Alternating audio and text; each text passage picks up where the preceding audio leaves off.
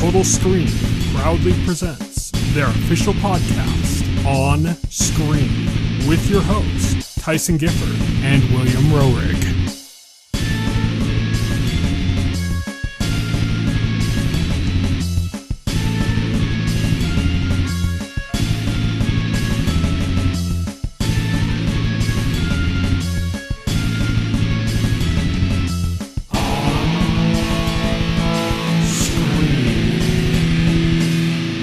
Hello, everybody, and welcome to the On-Screen podcast, the official podcast of the Total Screen. My name is Tyson. My name is Will. And today we were going to be talking about episode 6 of Peacemaker, but something kind of dropped last minute and we changed all of our plans, basically. Now we're going to be talking about that episode as well as the next episode next week. So we're still going to talk about it, just not this week, because a Nintendo Direct was announced just like a day before it dropped today. So this is all breaking news for us. I don't know about when the podcast is actually available, but for us, it's breaking news. But yeah, so we're just going to do our On the Horizon section. We have a few news stories we're going to cover that were already in our show notes. And then we're going to jump right into the Nintendo Direct, and that's going to be the majority of our show this week. So let's get started with On the Horizon.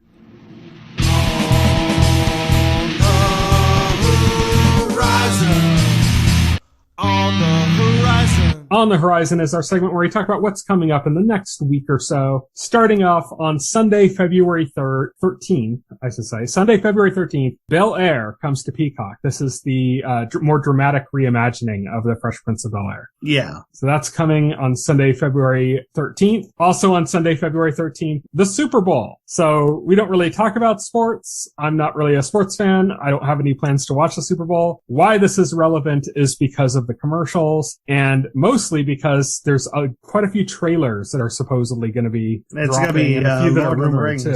That's one, but there's others that are rumored too. So don't be surprised if we have some Super Bowl commercials or stuff in our news section next week. Next up is on Friday, February 18th, the Cuphead show comes to Netflix. We talked about this before when the trailer released. Well, it's almost here. On that same day, Space Force hits Netflix. The Texas Chainsaw Massacre, the new movie, hits Netflix. The Marvelous Miss Maisel hits Amazon Prime. It's a new season. Severance hits Apple TV+.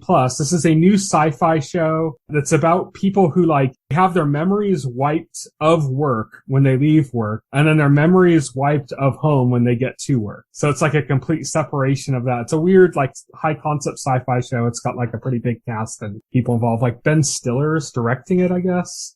Weird. So that's Apple TV+, high concept sci-fi. Also on the 18th, Horizon Forbidden West hits the PS4 and PS5, and Uncharted, not the game, but the movie, hits movie theaters. Yes. That is our On the Horizon segment. We're moving on now to On Beat.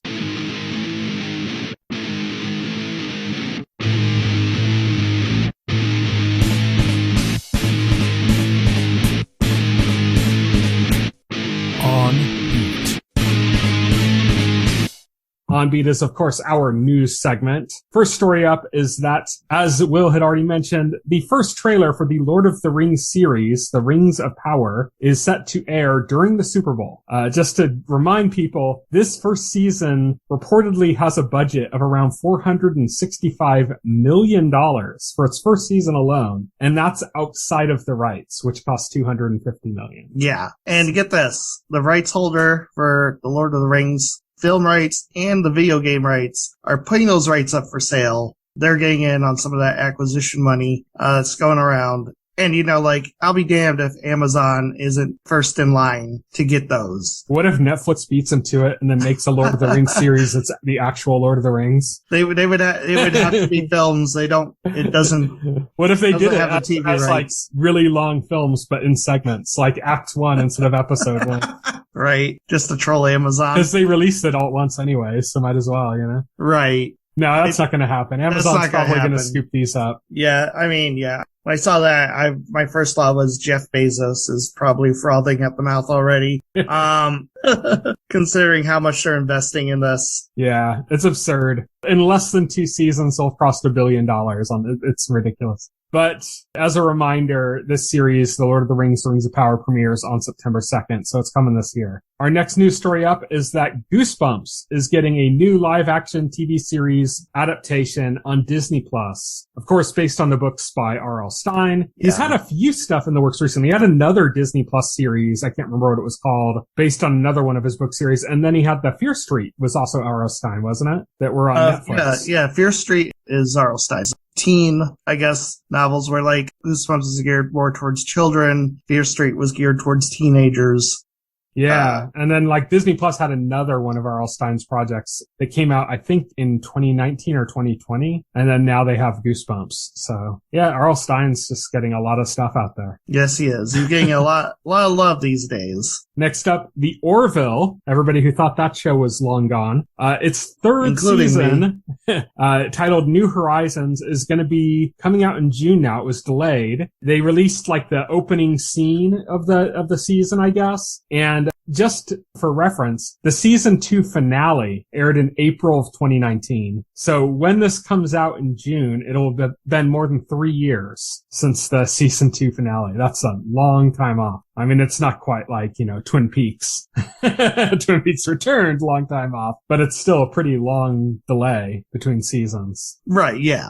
Next up, we're going to get a follow-up to Scream, the recent new Scream movie. I imagine that this follow-up might also just be called Scream again, or Scream 2. Oh, they would have to come up with a new title. They can't just call Scream again. They'll use like a colon and a subtitle. Probably gonna be generation. It's gonna be the same scheme as like with the new Halloween movies. They're like, okay, yeah, Halloween Kills. That's fine. It's the same team that made it's gonna be Scream Stabs, which would be clever because that would also be like a reference to like their in-universe film franchise, right? so when they do that, just remember I coined that. That was my idea. Send all the royalties to me. Exactly.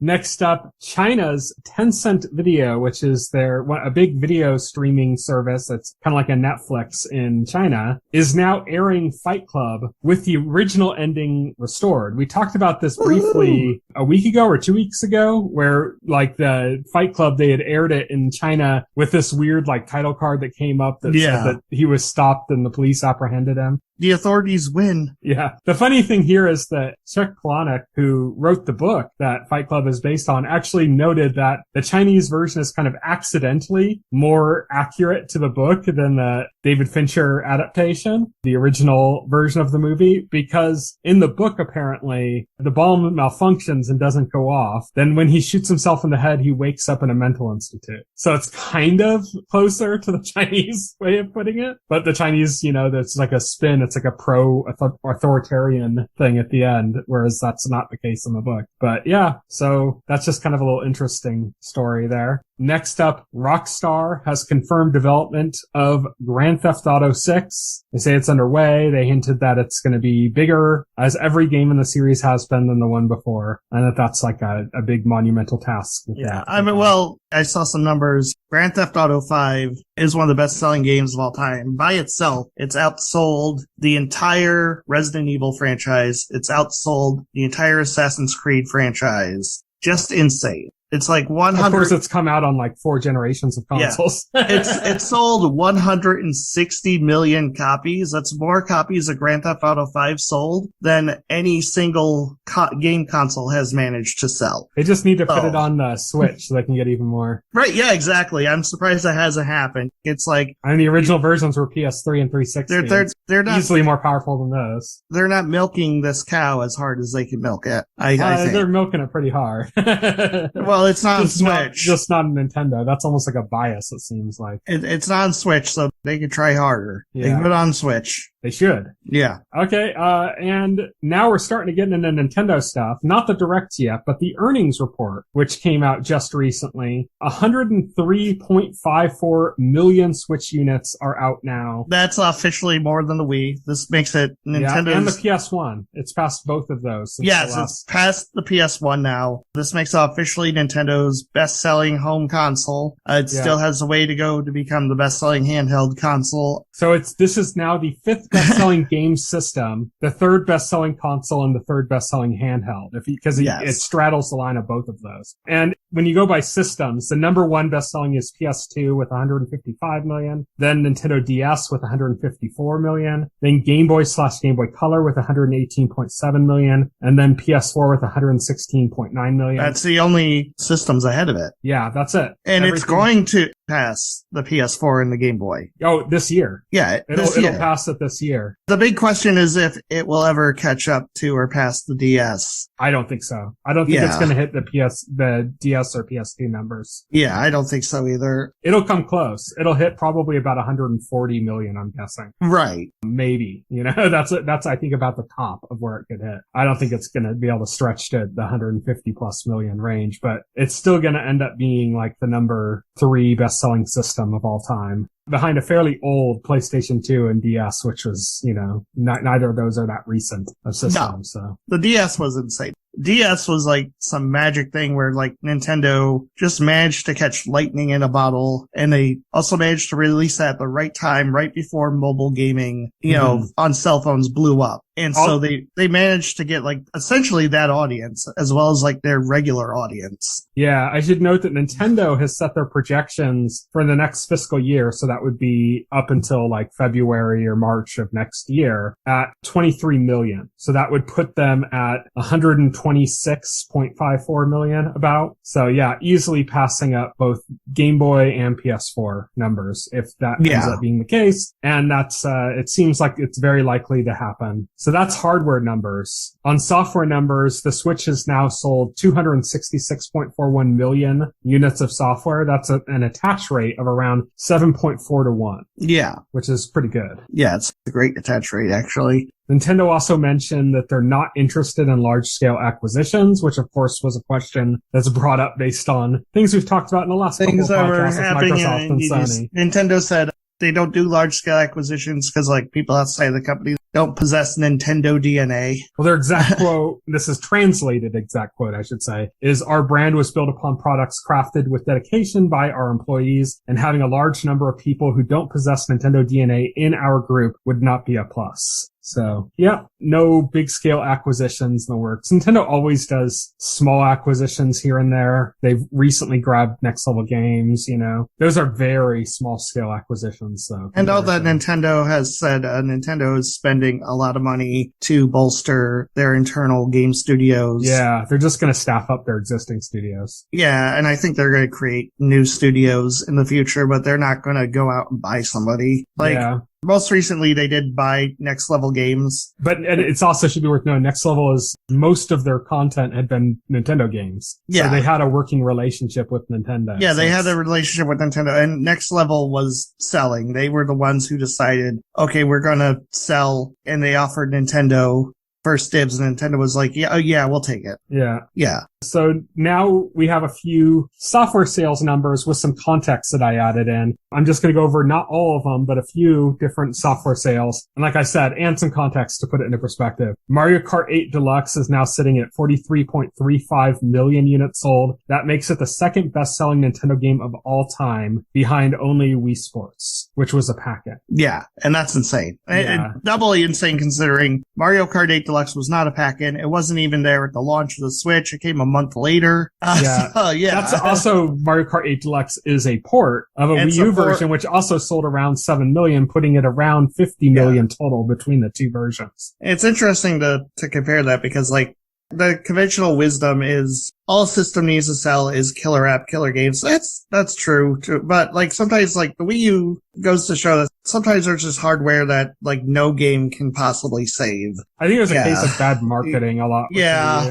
Animal Crossing New Horizons is now at 37.62 million. The context for that is it is now sold more than every previous iteration of that franchise combined. Yes. So that's crazy. Super Mario Bros. Ultimate is at 27.4 million. It is the best-selling Smash game and also the best-selling fighter of all time. Wow. Yeah. Zelda Breath of the Wild is at 25.8 million. Best-selling Zelda of all time. Mm-hmm. Pokemon Sword and Shield is at 20 23.9 million, is the second best-selling Pokemon game of all time. Much to the chagrin of all the whiners and haters who were mad that they cut Pokemon out of the game. Sorry, but like the general audience don't care that fucking like a bunch of Pokemon are missing. They do not give a shit. Also on the Pokemon train is Pokemon Brilliant Diamond and Shining Pearl have sold 13.97 million, and that's not very long of a period of time. No, because those games million. just came out in November. That puts it 3.7 million shy of the original Diamond and Pearl games. That's insane. Super Mario Odyssey is at 23.02 million. That makes it the best-selling 3D Mario platformer and the fourth best-selling Mario platformer.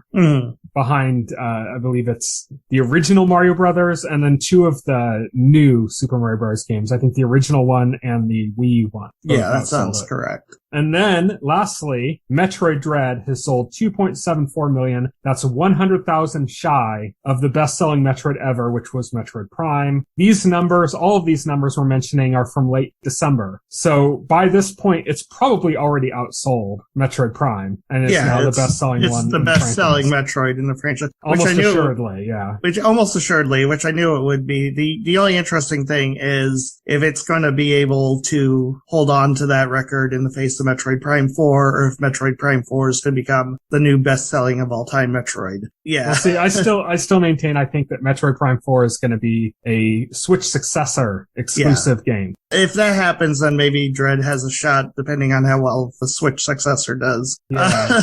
Yeah. Because the and Switch Metroid games aren't like long sellers like Mario or Zelda are, you know, so even if it is successful, if it comes out at launch, it's probably not going to do continued sales for a long stretch, you know? But, you know, it's the Switch effect. It's like the sales of these games have like a boost mode attached to them from just being on the Switch. That brings us to the final piece of our news story. And if you couldn't tell before, we were rushing through to get to this so we could spend most of our podcast talking about this topic. And that is the Nintendo Direct. We're recording this on Wednesday, February 9th, which is the day that the Nintendo Direct came out. So this is like just happened for us. You might not be hearing it for a few days after, but we just finished watching it. Yeah, it just happened today. It was announced yesterday. It was sprung up on us out of nowhere. We were planning to discuss last week's episode of Peacemaker. We really didn't have like a lot planned for this and under like Nintendo Direct, and it just happened to be before this podcast was recording. So we were like, scrap everything, we're talking about Nintendo. Yeah.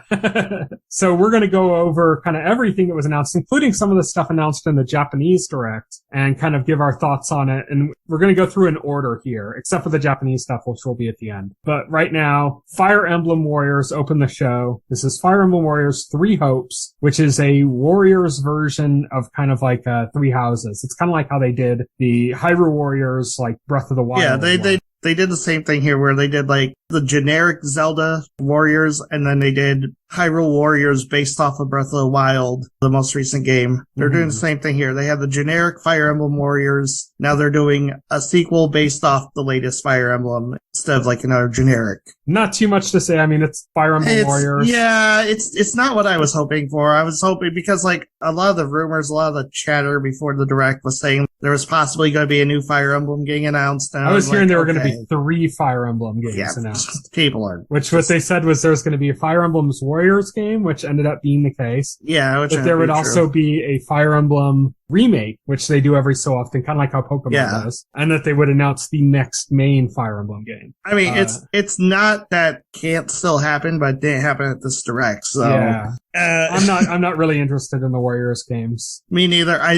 So like I was kind of like, oh, Fire Emblem. And I realized what was happening. I was like, oh man. Yeah.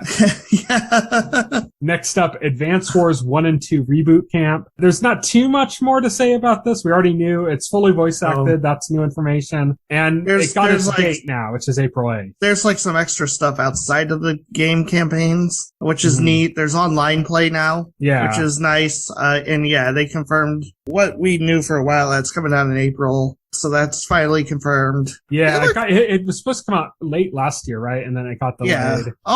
We just didn't have a date yet until now. Also, maybe it's my imagination, but I think it looks better than it did last time I showed it. Like, the animations look more fluid. I think you might have just gotten used to it. Looks the same to me. Oh, okay. I don't know.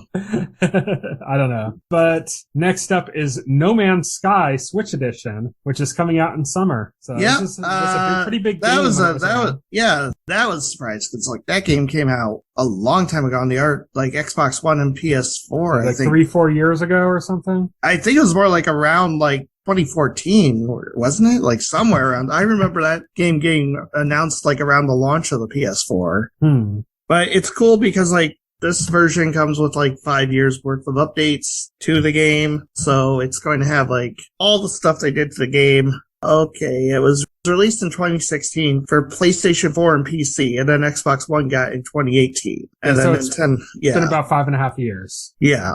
So that's finally coming to the Switch. Mario Strikers Battle League coming on June 10th. I didn't think this was going to happen. There have been 2 Mario Strikers games, but they weren't phenomenally successful or anything. They were like the lesser of the Mario sports games as far as sales numbers go. It was surprising to me, but we knew Next Level Games was up to something because the last game they released was Luigi's Mansion 3, and that was in 2018? Something like that came out. 2018, 2019, one of those. Yeah, it was in the before times. Before times. And the way long ago. way long ago. Yeah, that came out in 2019, so they've been doing something in that time. So what you're saying is that when this game comes out, the coronavirus will be over. Yes. And that means that their 2 games will bookend the entire run of the coronavirus pandemic. So Nintendo just purchased them very recently. So you knew they were working on something. And yeah, this is it. Like, before Luigi's Mansion 3, they were most known for the Mario Strikers games. So It's not, too surprising when you,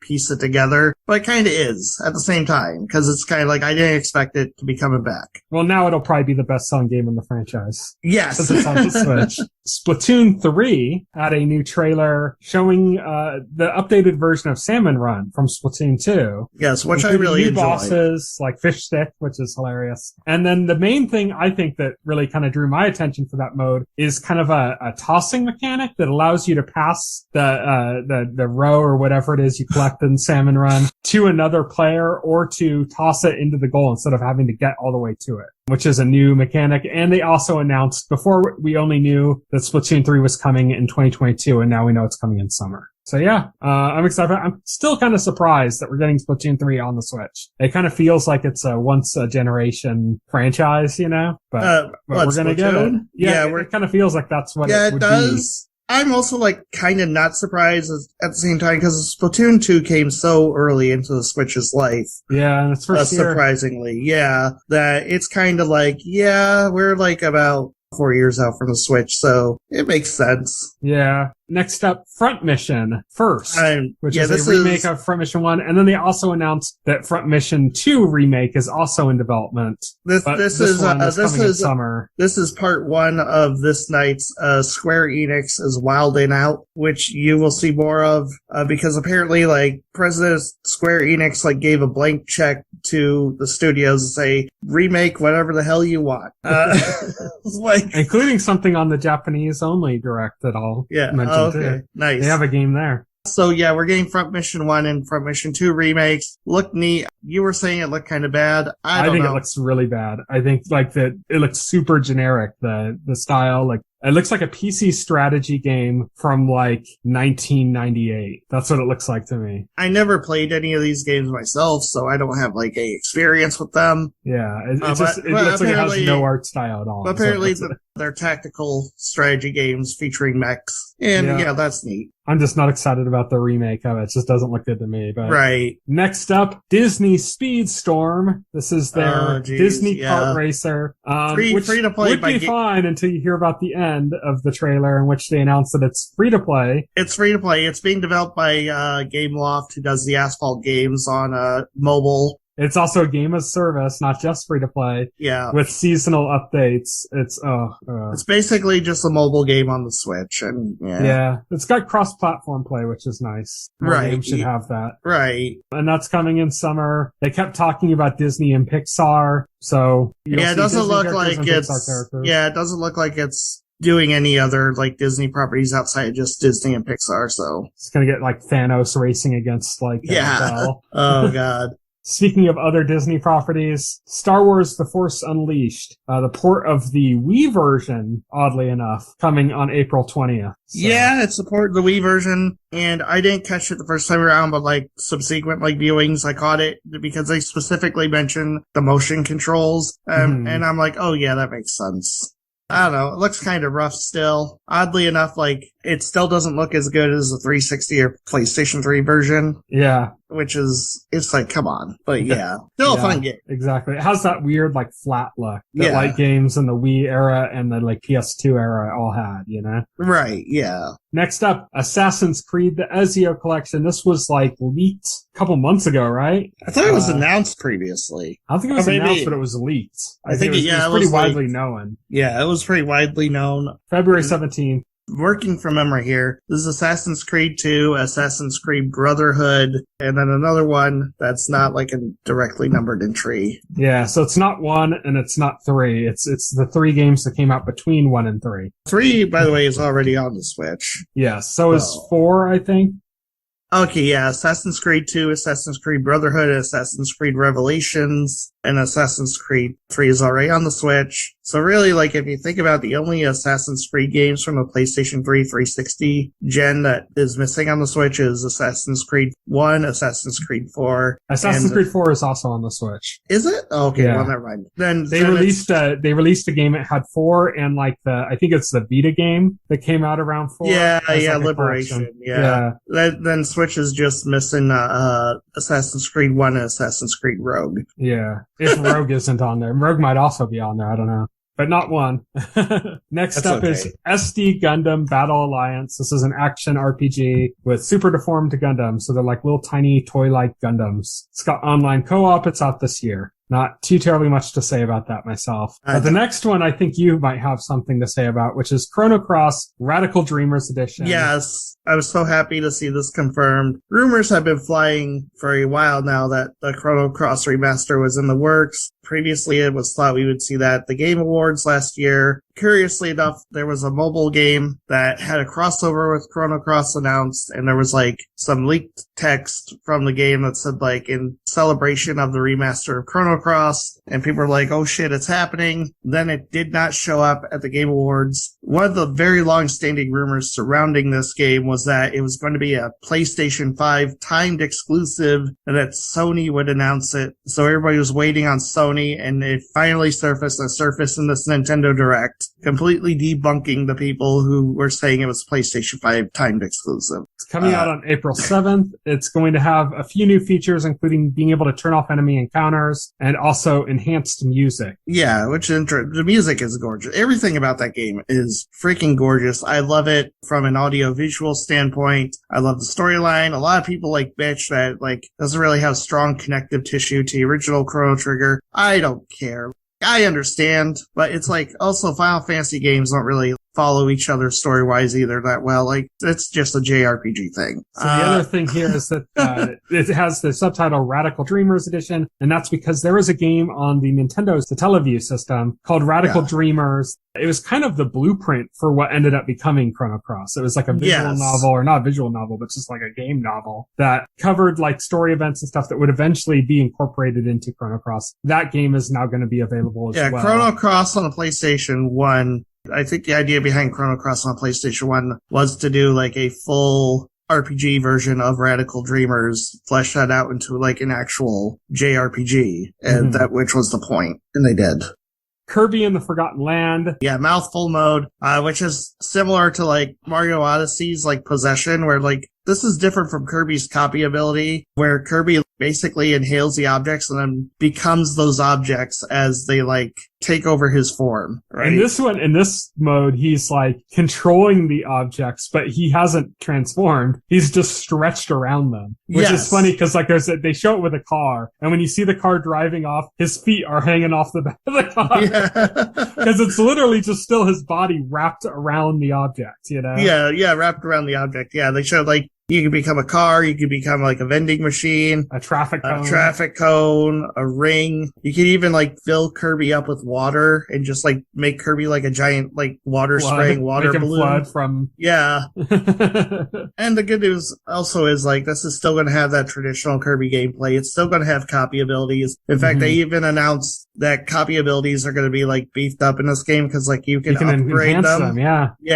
which is cool. It also changes Kirby's appearance, so that's really neat. I don't know. I'm just in love with this game. It's really cool. Let's move on to MLB The Show 22, which is cross-platform progression online play. Cross-platform and cross-progression with online play. And comes out on April 5th. I don't really care about this at all. No, I don't care about baseball games, but it's only interesting because like it's a Sony developed game on a Nintendo system. That's only because MLB like told Sony if Sony wants to keep the license, they got to put it on every platform they can. Yeah. Next up, we have the Kingdom Hearts Integra Masterpiece Collection for Cloud. Apparently, we already knew about this. I can't keep up with all those weird Kingdom Hearts games with like, you know, the 17 more titles and shit. This is just another trailer for the same games they announced. Still cloud versions. They didn't announce any physical versions. Square's too much for cowards to do that. I'll move on with 2 words. Fuck Nomura. Clonia Fantasy Reverie Series. Clonia 1 and 2 coming on July 8th. I always pronounce it Klonoa. Klonoa 1 and 2 coming on July 8th. Yeah, that's really cool. That was a series that's been like long dormant, was due for like a return. A really fun platforming series. If you never played like the PlayStation 1 games or if you never played the one on Wii, I suggest you do it because they are fun. So it's good to have them back. Next up, Portal Companion Collection, which is Portal 1 and 2 coming this year. This was kind of out of nowhere too, right? Yeah. Just random. It's kind of a surprise. This is also one of those things that should have been on the system a long time ago. Yeah, but yeah. They should have just straight put Orange Box plus Portal 2 as like a collection. They should have done that like 4 years ago. Oh, I agree. But it's Valve. They're working on Valve time. But you'll get it now. It's coming out this year. Next up, this one I'm excited about. There's a Square Enix RPG from the SNES era called Live Alive that never came out in the West, but seemed really interesting and ambitious. And now not only is it coming out in the US or in the West. It's had a fan translation for years. But now it's getting a legit version, and it is an HD 2D. It's an HD from 2D. Octopath Traveler. It looks gorgeous, as like all the HD 2D games do. Yeah, it's crazy. I saw like someone complaining on Twitter, like this is getting better treatment than Final Fantasy VI, and yeah, it is. Yeah. It's sad Final Fantasy VI isn't getting it, but it's great that Live Alive is getting it. So yeah, exactly. I think Final Fantasy VI needs more respect, but that's not a reason to shit on this, you know? No. Yeah. But it's just weird, is all. Yeah. It's great, though. I'm so excited for this. Yeah, July it looks 22nd. awesome. I've never actually played it, but it does look like, especially after watching this trailer, it renewed my interest in playing it, because it does look like a really interesting game. It looks so good, too, with that art style. Yes. Next up, Nintendo Switch Sports. This is the continuation of Wii Sports, including 3 of the games carried over from the 2 different Wii Sports games. So basically, the 3 returning games here are tennis, bowling, and Shambara, which is the new name they're giving to the fencing game in there. Oh, nice, yeah. And that's also cool. They're adding soccer, badminton, and volleyball. And people might be asking, where's golf? What happened to golf? Don't worry. It's coming. Nintendo's got your back. It's coming in the fall. This is going to have online and local play. Golf probably needs more time in the oven, that's all. Yeah. And it's coming April 29th. It's coming April 29th. And they're doing an online playtest. Yeah, which is interesting because, like, that kind of suggests Nintendo is actually starting to care about the performance of their online network. They've done this before. Yeah. They did it with ARMS and they did it with Splatoon before, so. They're doing an online playtest. This is going to sell like 20 million copies easily. We should say the online playtest is coming February 18th through 20th, and it's for NSO subscribers only. Yeah, not surprising. People are going to go nuts for this. If anything like propels the Switch to reach those PlayStation 2 numbers, it's probably going to be this. I want it just for bowling. I bought Clubhouse Games because it had bowling, but the bowling in it sucked. So yeah, I want actual. So the bowling in this is going to be bowling. much better. Yeah, I'll probably check this out. I know I was pretty down on Wii Sports in the past, but like, I don't know. Bowling is fucking amazing. Wii Sports bowling is great. I'll get for bowling. How about that? Okay. That's definitely the case. Taiko no Tetsujin Rhythm Festival is coming out on Switch with 76 songs, including an orchestrated Zelda theme. Mm-hmm. And it's going to have a bunch of different modes as well. And it's going to have a paid subscription that gives you access to 500 more songs at launch when this comes out this year. Yeah, no firm date. I'm not interested. I'm not subscribing to Spotify for Taiko no Tetsujin. I'm sorry. I'm not interested in this anyways at all. The people who love this game love it, and I can see why. I mean, if I was more into rhythm games, like maybe, but I don't care. I'd be more interested if this was Rhythm Heaven or something, but I'm not interested. Next up, Triangle Strategy. Not too much in the case of new information, except for one thing, which is that a demo was released today. Covers the first 3 chapters, and all your progress transfers to a full retail game. So basically you're saying you could start playing that game today. Yep. So that's awesome. So Triangle Strategy is kind of soft released now. Yes, it's soft released now. Next up, Cuphead, paid DLC, The Delicious Last Course, coming on June 30th. You see what they did there with the name, right? I see what they did there. Yeah. But that's it. Yeah, Cuphead. Cuphead's fun. A lot of people hate it because it's hard, but it's I don't know, get good. Next up, Metroid Dread is getting some free updates. 2 of them today and 1 of them later on in April. These are the updates we've been waiting for Metroid Dread. Not really. I can't even stop myself from laughing. You're getting 2 new difficulty modes, which is good. I mean, these are things that probably should have been it from the beginning. Yeah, it should have been there from the start. It's Dread mode, where it's basically one hit kills you. I'm never playing that. And then there's Rookie It's kind mode. of almost unnecessary because people are already doing that, putting up videos on YouTube of them doing it without getting hit, you know? Right. Yeah, that's true. And then there's Rookie mode, which you get more health. When you get health pickups, it refills more health, which is fine. I don't see myself playing those things because Rookie mode's too easy. I don't need the game to be that easy. But in April, there's another Dread mode. I don't need the game to be that hard. I'm sorry. But in April, there's another thing coming out, another mode coming out that I might actually be interested in that also should have been there from the start, which is a boss rush mode. Mm-hmm. Yeah, I agree. I'm actually looking forward to the boss rush mode the most because I love stuff like that. I wish they'd put boss rush mode in From Software games. That'd be awesome. Yeah, I think every game with bosses should have a boss rush mode. Yeah.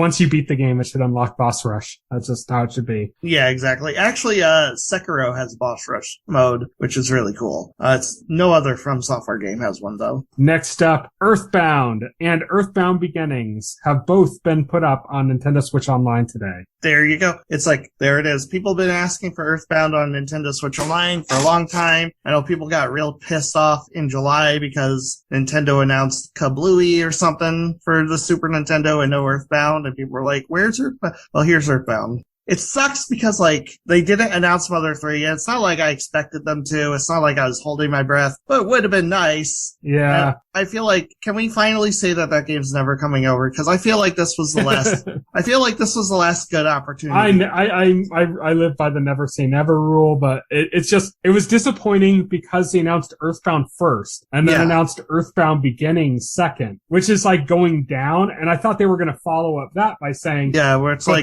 finally doing the thing. We're finally doing it. Yeah, and they were going to call it, like you said, Earthbound Ends. Yeah, that's why I kind of feel like this was the last opportunity to do something like that. It's never the last opportunity, It might, there's always a chance to do it again, It's just a matter of Nintendo's continuing to not show any interest in doing it. They're not doing it. Right. If they did announce Smart 3, that instantly would have made this an A+ Direct.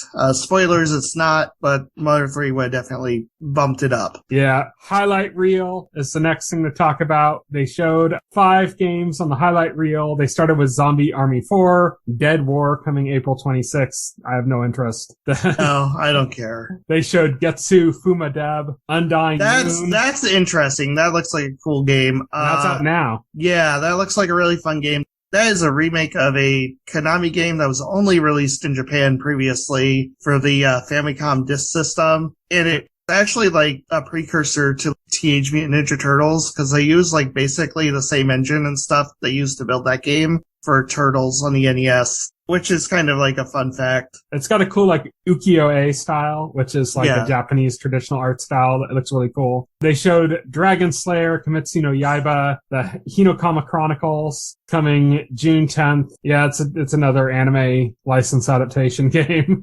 Yeah, it is. They're popular. I don't really care about them. Then they showed Lego Brawls, which is coming in June. This looks interesting because it's like a side scroller, like a brawling game or something. I don't know. I mean, I didn't. I don't know if it's going to be good or anything. It's just interesting because I didn't see anything interesting about it, but okay. I just mean that it's different from the other Lego games. So right. That's what's interesting. Not the game itself necessarily. But yeah, that's coming in June. And then 2 Point Campus, which is coming May 17th, which didn't really draw much of my attention either. And that leaves us to the last two big announcements, the ones that really kind of this whole direct rest on. And that is first starting off Mario Kart 8 Deluxe is getting insane. New DLC. The game's been out since 2017 and they're just now doing DLC for it. Well, we count the Wii U version since 2014. True. But they did I don't know. They did DLC on the Wii U. They did DLC on the Wii U. But so I'm talking about this version specifically. Yeah. So let's only took 5 years for DLC. It only took 5 years to get DLC, but it's substantial. It's more than I thought because when they first announced we're doing remastered courses, I'm like, they're doing 5 new courses for Mario Kart 8. No, they're doubling the track total. Yeah, it's 48 courses. That's insane. That's a whole new Mario Kart game. Oh, it's more than a new Mario Kart game is, I think, 8 cups, 4 tracks per cup. So it's 32 tracks is a regular Mario Kart. I saw a Photoshop on Twitter. Somebody Photoshopped it. Mario Kart 8 Deluxe 2. It's Mario Kart 8 Deluxe. Yeah, Deluxe, even Deluxer. Yeah. And I was blown away. I was like, oh, okay, we got 48 tracks. What can we get here? That's kind of crazy. And the craziest thing is this is only going to cost $25, or it's free if you have the expansion pass for Nintendo Switch Online, which I do. Yeah. Which is a much better deal than what they did with the Animal Crossing one. To be fair, all these tracks aren't dropping at once. They're coming out in waves of 8 tracks. Over 8 tracks each wave, over 6 waves to conclude at the end of 2023. Starting March 18th and then going through 2023. Yes, going through 2023. So I think that puts the nail in any conception that we're getting a Mario Kart 9 this gen. I don't previously before the direct, I was thinking if they are doing Mario Kart 9, this would be the year to announce it. I've been asking for this, exactly what they're doing now since Mario Kart 8 Deluxe came out. Right. Just give us more DLC. You don't have to make a new game. Just keep giving us more tracks, It took them 5 years, but they're my thing was if Mario Kart 9 was happening this gen, this would be the year to announce it. And then they just announced, no, you're getting 2 more years of Mario Kart 8. The phenomenal success of Mario Kart 8 means that we're not going to get Mario Kart 9 this gen. Yeah, exactly. and that's fine with me because you know what? Mario Kart 8 is fantastic. And now we got all these new tracks. All we needed was new tracks. I stopped playing because I got bored of the tracks because I played them so many times. Yeah, exactly. And I'm so psyched to jump back in because of new tracks. That's all I care about. Same, absolutely. So we got 48 new tracks. It's gonna breathe new life into this game for me. And since they are coming out over the course of 2 years, it's gonna keep it alive for a while, which is nice too. Yeah. I noticed one of the tracks they announced for the first wave in March is a track from Mario Kart Tour, which is not a game I play much. So I know these are remastered tracks from previous games, but that track is gonna be completely new to me. Yeah, there's gonna be a few from that, I think, by the time it's done. And that's good because, who the fuck played Mario Kart 8 or Mario Kart Tour, Not me. And now we can finally get those. That game has had way more support than it should have, and now we're going to get some of those tracks. Which is nice. I was every time they announce something, Mario Kart, for the past couple of years, it's always been Mario Kart Tour, and I'm like, cool, can we get some content for Mario Kart 8? Nintendo listened. Thank base Nintendo. Yeah. Finally. And that brings us to our last news story from the Direct, our last game reveal, and that is Xenoblade Chronicles 3. So yeah, it's been almost, by the time this comes out, it will be almost 5 years since Xenoblade Chronicles 2 came out. A little bit less if you count Torna. You know, Torna came out like a year after Right. that, so. Torna was the expansion. Yeah. That ended up kind of being its own game too. Like they sold it separately as its own game. But yeah. You could play it without having to have the base game. Yeah. So now they're doing Xenoblade Chronicles 3. What's interesting here is that this is supposed to combine the worlds of Xenoblade Chronicles 1 and 2. Yes. And if you've played those games, that you know that there was like a split in the storyline. It explains like a split between the two. Like it's a split of realities, basically. So it makes sense for them to come together in a third game. Like it's not just like them throwing some shit out of their ass. You know, this is like actually in the writing already for something like this to happen. So that's kind of cool that they're doing that. I'm a little nervous because I wasn't the biggest fan of 2. I was a huge fan of 1, but this looks great. The character designer for 2 is returning. That's Masatsugu Saito is the character designer from Xenoblade Chronicles 2. He's returning for this. Koichi Mugitan is returning. He contributed designs for X and 2, and he's going to be doing the same for this game. And then we have like all of the composers that worked on 2, which also worked on 1, are returning for this as well. So multiple game composers. So you're going to have that amazing, Xenoblade games always have amazing soundtracks, and that's going to continue. And so yeah, that's pretty much it for that. It's going to, like I said, it's going to tie the story together from both of the Xenoblade games, and it's coming in September, which is probably the biggest surprise of this because it was rumored, but man, it's coming. It's not too far off. Yeah. Oh, yeah, definitely. This year is incredibly packed for Nintendo Switch. It's crazy how many games are coming out for Switch this year. Even if you limit it to like just first party, like we already just started the year with Pokemon Legends, which is already like a big game in its own right, and it's just going to get better from here. Yeah, besides all the stuff in this Direct, Bayonetta 3. Yeah, we got Bayonetta 3 coming. Breath of the Wild 2, if that comes out this year. People are questioning it. I still think it is, it's still listed for this year, so I mean, until Nintendo says otherwise, we're just gonna count it. Yeah. Yeah, I mean, it looks good. This year looks really good. Even if Breath of the Wild 2 slips, which I hope it doesn't. This is probably like the best. Even if it does, this is still a great year. It's probably like the best year in the Switch's existence, really. Yeah, either that or like right up there after, the first year. The first year of the Switch was amazing. Yeah. I mean, we got new Zelda, new Mario, new Splatoon. Oh god, yeah, new Splatoon. Mario Kart 8. Yeah. Yeah. Which wasn't new, but we got the new battle mode, I guess. Yeah, it had the new battle mode, and it had like all the DLC from the Wii U version bundled in, so that was nice. Yeah. Now let's get into the Japanese specifics. So this happens every time they do the Direct. They do them in different regions, and the Japanese ones tend to have like additional games that aren't in the Western one. There were a few in this case. Some of them are kind of insignificant, so we'll go through those quickly. But the bigger ones were Loop 8, which is a new fantasy RPG set in like a modern Japan that uses heavily with like time management and character relationship systems, where you have to like Persona style, you have to flesh out your relationships with the other characters and maintain those for certain elements of progress in the game. But it also has some heavy time management systems, which makes me think of like Fire Emblem Three Houses, which used a lot of time management, and Persona as well, I think, uses a lot of time management. But yeah, it's like a fantasy RPG. We don't even know if that's going to come out in the West though. Then the Centennial Case, a Shijima story, which is like a live action murder mystery game, but it's from Square Enix. And Square Enix has already confirmed that this is coming to the West. They just haven't given dates yet or any information about when. That's interesting. Yeah, but it's like a full motion video game, but then it has like deductive elements. So it's kind of like,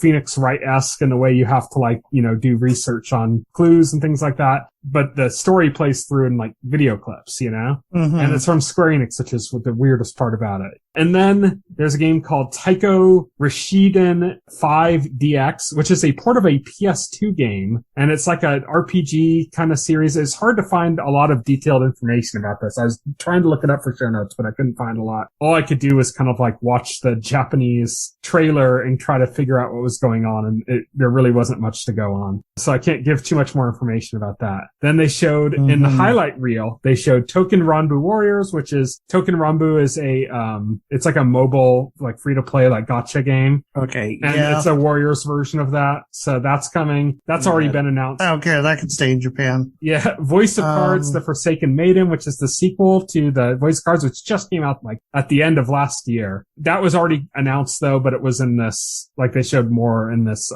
in the Japanese direct. They also showed more of Chocobo GP, which was previously announced, but now they showed that there's going to be a story mode and that you can get Cloud in the game, which was like, no duh. Like, really? People thought you weren't going to get Cloud in Chocobo GP? Yeah. They showed 13 Centennials again, Aegis Rim. I'm really looking forward to this. I love VanillaWare games, and this is a big one that came out on PS4. It's already been out on PS4 for a while. We already knew it was coming, but this was it was shown again in the Japanese direct, but not in the US direct. And then lastly, eBaseball, Powerful Pro Baseball 2022, which is a popular, like, super deformed anime-ish baseball game that has been around forever. So, of course, it was there. But that's everything that was in the Japanese specific direct. So tell me, out of everything in the direct, give me your top three. What are the three things that you're looking forward to? Let's see. Kirby, Mario Kart 8 DLC, as insane as that sounds. But yeah, Mario Kart 8 DLC, and probably Live a Live. Yeah. I'm going to agree with two of those on you, with Mario Kart 8 Deluxe DLC and Live Alive. I agree on both of those. And the one I'll depart on is, even though Kirby looks much better to me than it did before, and I'm probably going to get it now. Well, I'm probably like a bigger platformer fan than you are. Anyway, my other big game is going to be Xenoblade Chronicles 3. Yeah, well, I knew that. That was a given. I still got to play Xenoblade, so. Yeah, you really should. Yeah, I got to get on that. Let's say, like, I'll have the others. Just turn the brightness all the way down on your TV and pretend it's a Souls game. I think I'll make it a goal to have them completed by September, and then that way I can just go into the third game. Yeah, just skip. I don't know about. I haven't played Torna, so I don't know if that's good or not. But just skip the epilogue game after Xenoblade Chronicles, like that's on the definitive edition. That epilogue sucks. It's just a shit game. It sucks. Okay. Yeah, it's just clearly like it's like their D team at Monolith Soft must have made that. It's like crap. Okay. But anyway, like overall thoughts. Yeah, this is like an A for me. Like it wasn't like it was wall to wall bangers, but man, there were some surprises. The Mario Kart 8 DLC. There are definitely some surprises. Hits the spot so hard for me, and I was not expecting it at all. Especially like 48 tracks. That's amazing. I'm so excited about that. It's hard to express. And the Live Alive thing, I've been wanting to play Live Alive. I don't like playing on a computer with emulation. I just don't enjoy that type of gaming. Right. But I've been wanting to play Live Alive since I knew about that, like around 1999 is I think when I first heard about that game. And I've been interested in that game for more than 20 years. And not only for it to come out, but with that HDTD style that I freaking love. Yeah, I am so psyched about that. And then, of course, Xenoblade Chronicles 3. I was a founding member of Operation Rainfall, so that should say it all there. Of course I'm excited about Xenoblade, But yeah, man, I'm excited about those three are my big ones, but there's other stuff too, like Kirby hasn't been completely selling me, but this one is by far the most excited I've been with this it's trailer. been the most excited I've been for a Kirby game in a long time, so that should tell you it's everything you need to know. This trailer really kind of is pushing me. I'm like a tiny breath from falling over that wall that I'm straddling into the buy category. Fall over it. It'll be good, trust me. Yeah, I would give this an A. There were a couple things that could happen to push this into an A+. Like if an actual Fire Emblem game that wasn't a Muso game was announced. If a real Fire Emblem game was announced, that would have pushed it over the edge. Mother 3 would have pushed it over the edge. Those things Breath of the Wild 2, if we got more of that, of course. 2. But I wasn't expecting that. I don't think we're going to see anything about that until E3. They're saving that for June. We could have 3 more directs and we're still not going to see anything till E3, Yeah, they're saving that for June. But yeah, no, this was a solid direct. There were definitely a lot of surprises. Yeah, absolutely. Yeah, Yeah, so that's it. That's it for the Nintendo Direct. We're excited for a lot of that stuff, as you can tell. Next week, we are going to be talking about 2 episodes of Peacemaker, and that's awesome, because I was actually really looking forward to talking about it this week, but it's just not enough time. Nintendo dropped the Direct. That's it. That's it. Yeah, do that. Look forward next week to a lot of Peacemaker talk, a lot of news talk. The Super Bowl will have aired by the time we do next week's podcast, which means there's probably going to be some trailers and other stuff that we're going to be talking about as well, so it should be a fun discussion. But until then, you can follow me on Twitter. I'm at Tyson Gifford. You can follow Will. He is at Voxel Hero. You can check out our website. It is thetotalscreen.com. You can look us up on SoundCloud. You can look us up on YouTube. You can find all those links, somewhere around on our website. Somewhere around. I need to reorganize that, make the links easier to find. But you can find all that stuff there. Look us up. Leave a comment if you can, good, bad, or indifferent. We'd love to hear from you. And that's it. So thank you everybody for listening. Good night. Good night. Thank you for listening to the OnScreen podcast, the official podcast of The Total Screen. Visit our website at thetotalscreen.com. This podcast can be found on any major podcast client, including Pocket Cast and Apple Podcast. The entire backlog of this podcast and other content can be found on our YouTube channel.